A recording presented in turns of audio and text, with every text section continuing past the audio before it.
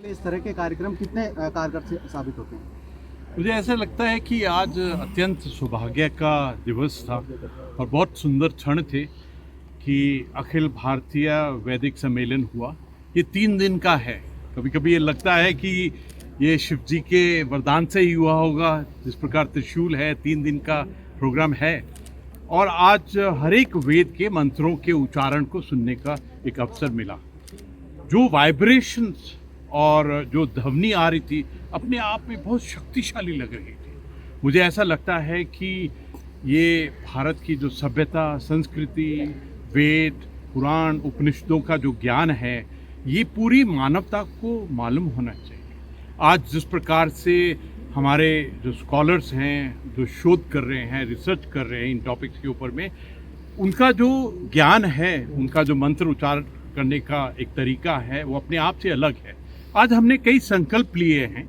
उस संकल्प में ये भी देखा है कि जिस प्रकार से पूरे विश्व में एक ट्रांसफॉर्मेशन, मॉडर्नाइजेशन हो रहा है, आर्टिफिशियल इंटेलिजेंस, टेक्नोलॉजी और मेटावर्स, क्वांटम कंप्यूटिंग आ रहा है, ये हम सबके लिए ज़रूरी है।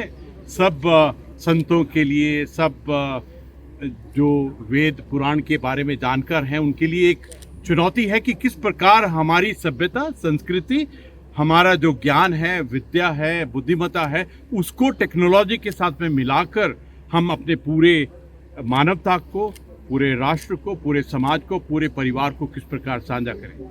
आज एक बात बहुत सुंदर थी कि आज हमने पूरे परिवार ने मिलकर हमारे 7 ऐसे शास्त्री, ऐसे हमारे गुरु, उनको सम्मानित किया।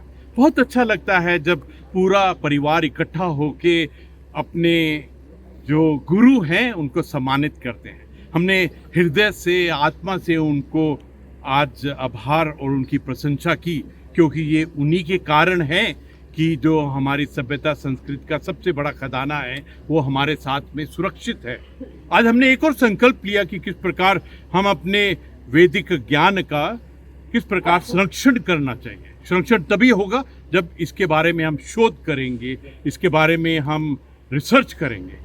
आज पूरे साधु संतों, जो स्पेशलिस्ट हैं, उन सब के साथ में मिलकर ऐसा लगा कि भारत को इस ज्ञान के भंडार के साथ में विश्व गुरु होना एक नेचुरल प्रोसेस है। और एक अंदर से ऐसा भी लगा कि भारत को विश्व गुरु होने से कोई नहीं रोक सकता है, ऐसा लगता है। और इसलिए ज़रूरी है कि आने वाली पीढ़ी, अमृत पीढ़ी, हमारे युवा, हमारे बच्चों को इसका ज्ञान देना चाहिए। आज मैंने छोटे छोटे बच्चे भी देखे जिन्होंने इन सब वेदों को, मंत्रों को कंठित किया है।